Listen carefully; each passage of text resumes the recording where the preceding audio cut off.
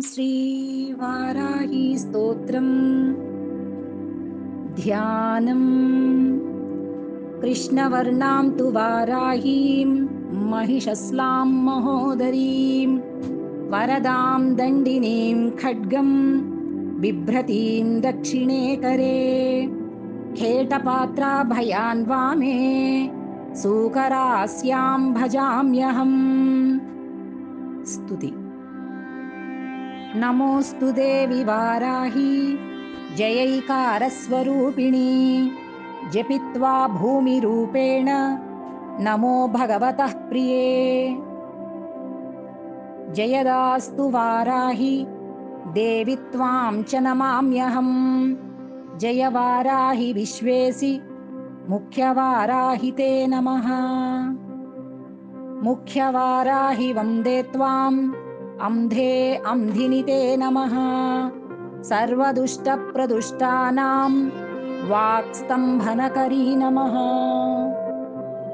नमस्तम्भिनि स्तम्भे त्वां जृम्भे जृम्भिणि ते नमः। रुन्धे रुन्धिनि वन्दे त्वां नमो देवी तु मोहिनी। स्वभक्तानां हि सर्वेषां सर्वकामप्रदे नमः। बाह्वास्तम्भकरी वन्दे चित्तस्तम्भिनि ते नमः। चक्षुस्तम्भिनि त्वां मुख्यः स्तम्भिनी ते नमो नमः। जगत्स्तम्भिनि वन्दे त्वां जिह्वास्तम्भनकारिणी।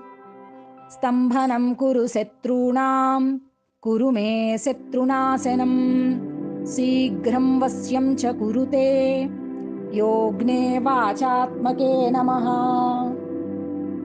चतुष्टयरूपे त्वां शरणं सर्वदा भजे।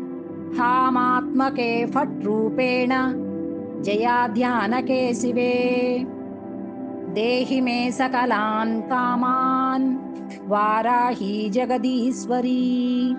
नमस्तुभ्यं नमस्तुभ्यं नमस्तुभ्यं नमो नमः। अनुग्रहस्तुति।